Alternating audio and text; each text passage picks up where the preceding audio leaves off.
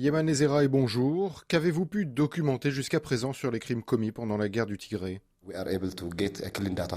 Nous avons pu obtenir des données claires sur 665 000 foyers, des violences sexuelles sur 488 000 femmes de 15 ans et plus. Nous avons rapporté des dommages et des pertes pour plus de 47 000 entreprises et près d'1 millier d'organisations, qu'elles soient religieuses ou encore des associations, etc. Nous avons pu couvrir plus de la moitié des entités privées et sociales enregistrées au Tigré. Nous tentons d'analyser aussi les institutions gouvernementales, que ce soit les services sociaux, l'administration, les secteurs des services, de la sécurité ainsi que les localités. Nous avons pu couvrir 86 d'entre elles, donc nous avons tenté de toucher à tous les niveaux institutionnels. Donc pour faire ce travail, nous avons identifié 6 types de dommages: les atrocités humaines, les meurtres, les tortures, les disparitions forcées, les violences basées sur le genre qui ont été utilisées comme une arme, ensuite les dommages économiques, puis les dommages sur les infrastructures de type route, l'électricité, l'eau, les dommages sur les ressources naturelles, l'environnement, que ce soit nos sols, la biodiversité, etc. Enfin, les dommages sur les valeurs sociales et le patrimoine. Alors les chiffres que vous avancez sont très élevés. Comment décririez-vous l'échelle des crimes perpétrés au Tigré? La quantité et la gravité des crimes commis sont énormes. C'est inimaginable de faire ça au XXIe siècle. Le nombre de personnes touchées se compte en centaines de milliers. Les dégâts se chiffrent en milliards de dollars. Personne ne s'attend à ce que le Tigré se remette rapidement. Et il y a eu de telles atrocités commises. Nous savons qu'il peut y avoir des situations anormales. Les lois nationales et internationales existent pour cela. Mais là, presque toutes les lois et droits humains ont été violés et le type de crime commis pour certains n'avait jamais été vu de par le monde.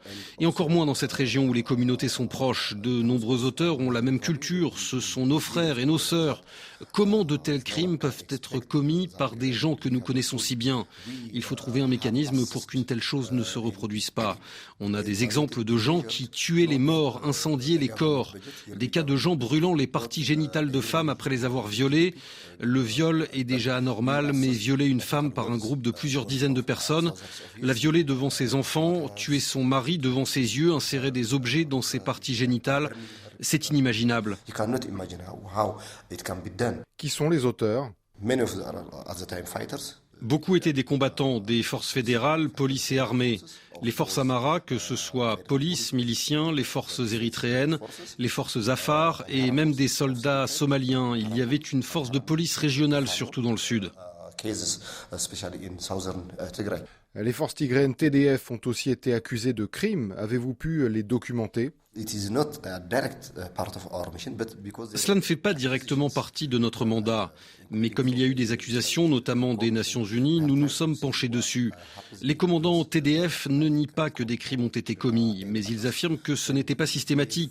Ils nous ont transmis leur code d'éthique et les mesures qu'ils ont prises contre les auteurs de crimes. Ils ont reconnu notamment qu'une trentaine de personnes avaient été exécutées. Donc ils ont reconnu des crimes, notamment en zone Amara, comme des pillages, des viols et autres. Mais c'était le fait d'individus isolés souhaitant se venger ou pour l'appât du gain, et les commandants ont tenté de limiter ces actes. Il faut rappeler que les TDF étaient en partie une force informelle. Cela faisait partie d'une résistance populaire. Beaucoup étaient des civils avant de s'engager, des ingénieurs, des docteurs qui se sont retrouvés au front. L'Union africaine a déclaré que le bilan pourrait atteindre 600 000 victimes. Que pensez-vous de ce chiffre aujourd'hui? Je pense que c'est plus que ça, parce que ce ne sont pas les combats directs entre les différentes forces qui ont fait le plus de victimes. Bien sûr, les affrontements ont fait plusieurs milliers de morts, mais ce qui a fait le plus de victimes, c'est la famine à cause du blocus imposé au Tigré. C'était totalement inédit, à 360 degrés autour de la région. Les Amara, les Afar, nos voisins, sont nos frères socialement et politiquement. Si l'Érythrée nous déclare la guerre, ces régions auraient dû autoriser les populations à se réfugier. Mais ça n'a pas été possible. Les Érythréens sont socialement nos frères, nous parlons la même langue. Pareil, si un conflit éclate avec les Amara ou les Afar, l'Érythrée pourrait accueillir des réfugiés, mais ça n'a pas été le cas. C'était un blocus à 360 degrés. Pendant des mois, le monde n'avait aucune idée de ce qui se passait ici. Nous étions coupés du monde. C'était totalement inédit.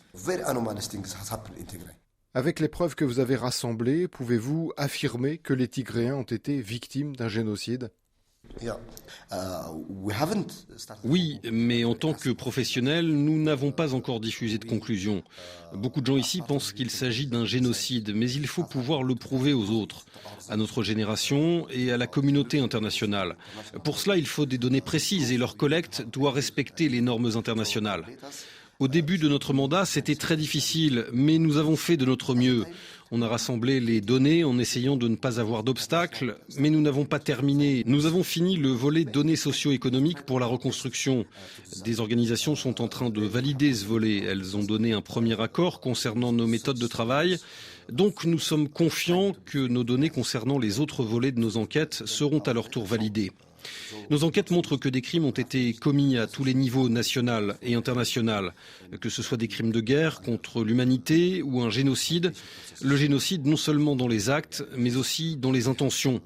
Nous avons rapporté des crimes, nous avons aussi documenté une intention de commettre un génocide. Mais il faut pouvoir relier les deux. Nous avons des indices, mais il faut encore du temps. En tout cas, nous avons des preuves très concrètes et des données chiffrées qu'un génocide a été commis. Et sans vouloir comparer les chiffres, on pourrait mettre cela en parallèle avec le Rwanda, par exemple. Le Tigré a subi un blocus total entraînant une famine et il y a eu des méthodes calculées pour commettre les crimes. Vous pensez qu'aujourd'hui encore, de nombreux crimes restent à découvrir?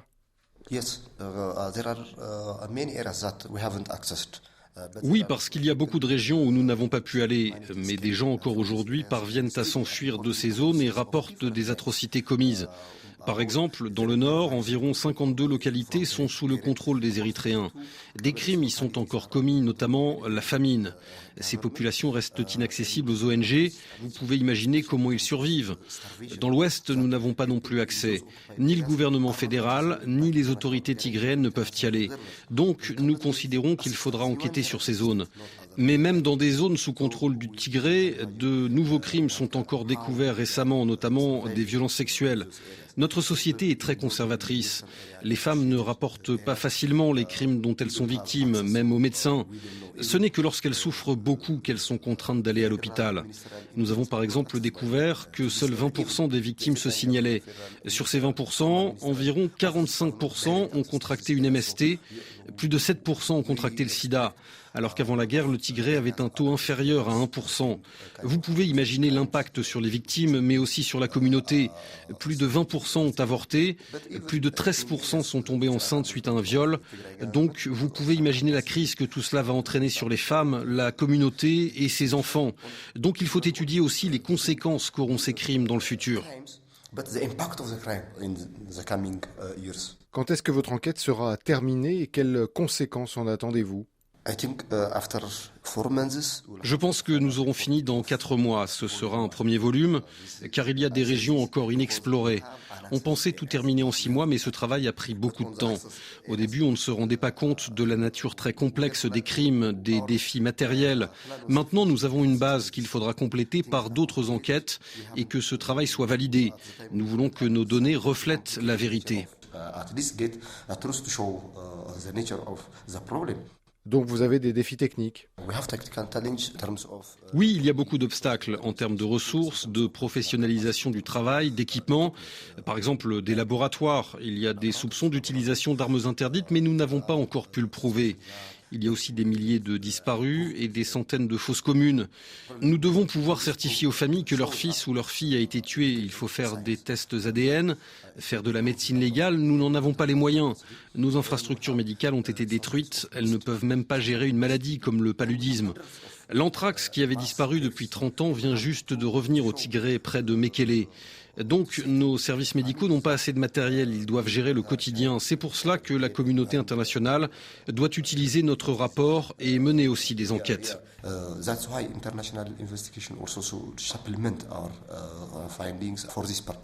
Vous attendez que justice soit faite après ce rapport? Oui, elle doit être rendue, sinon la paix ne tiendra pas. Des millions de gens ont été touchés par cette guerre. On ne peut pas différencier civils et combattants. Tout le monde est un survivant, c'est mon cas aussi. Tout le monde est perdant dans cette guerre. Tout le monde a sa propre histoire, du pauvre au millionnaire qui avait des enfants étudiant à l'étranger. Donc nous parlons de millions de personnes touchées maintenant et pour des années encore. La justice est là pour apaiser les individus, les familles, les communautés. La justice fera oublier la peur et vous permettra de revivre en paix, réduisant le risque de répétition et vous pourrez penser que vous pouvez vivre en paix avec vos voisins. La justice est là pour empêcher la vengeance. Si on craint une vengeance, comment peut-on vivre en paix? Donc la justice doit l'emporter pour que la prochaine génération puisse vivre en paix. Faut-il juger tous les criminels, des personnes comme le Premier ministre éthiopien Abiy Ahmed ou le président érythréen Isaias Afewerki? Doivent-ils être poursuivis? Et quel type de justice attendez-vous? Tous ceux qui ont commis des crimes devraient être jugés, surtout les leaders qui ont laissé cette guerre se dérouler. Ils devraient être les premiers à être devant une cour, y compris Abiy Ahmed, Isaias Afewerki, même les leaders tigréens s'il est prouvé qu'ils ont commis des crimes. Car la justice est là pour permettre une paix durable pour les communautés du Tigré et alentour. La justice, ce n'est pas simplement punir, ce n'est pas de la vengeance, c'est dire la vérité et reconnaître les faits. Il faut juger pour apprendre aux prochaines générations, pour éviter que tout cela ne se reproduise. Donc cela devrait commencer au niveau communautaire avec une justice traditionnelle. Menée par les survivants, les communautés ont leur propre mécanisme pour gérer ces problèmes. Le Tigré doit vivre avec ses voisins et il y a des liens. C'est à cause des échecs politiques qu'il y a eu la guerre et que les gens sont devenus fous. Donc il faut une forme de justice traditionnelle. Mais il y a des crimes qui ont violé les lois nationales et internationales. Donc des crimes ne peuvent pas être gérés par des tribunaux éthiopiens. Des choses totalement anormales se sont passées. La justice doit être rendue au niveau international avec une enquête en donnant des capacités et une exécution des procès. Ensuite, des acteurs internationaux sont impliqués dans ces atrocités. Et ces acteurs ne peuvent pas être gérés au niveau national. Il faudra aussi apporter des solutions durables à tous les niveaux. La communauté internationale pourra elle aussi tirer des leçons de ce qui s'est passé, trouver peut-être de nouveaux mécanismes. Plus de 30 fois, le Conseil de sécurité s'est saisi de la question, mais rien n'a changé. Donc les communautés internationales, nationales et locales peuvent apprendre du cas tigréen. Est-ce qu'il y a des obstacles qui pourraient empêcher cette justice? Est-ce que le politique tente d'influencer les enquêtes? Oui, dans 3 domaines. D'abord, il faut un équilibre entre l'enquête et l'accord de paix. C'est délicat car l'accord est là alors que tous les criminels présumés sont encore aux affaires. Donc c'est un dilemme, difficile d'agir dans ces conditions. On craint que nos conclusions ne soient rangées au fond d'un tiroir et quand vous évoquez le besoin de justice, cela touche le processus de paix et l'engagement des uns et des autres. Ensuite, il y a l'accès. À cause des politiques, il y a beaucoup de régions qui nous sont inaccessibles. Et troisièmement, au niveau international, aucun enquêteur international n'a pu venir. Très récemment seulement, la presse a pu entrer au Tigré. Donc la politique est un obstacle. Mais il faut convaincre les gens, même ceux au pouvoir, même ceux qui ont du sang sur les mains. Les convaincre que la justice est bonne pour leurs enfants, leur communauté, s'ils veulent une société qui fonctionne en harmonie pour les générations futures.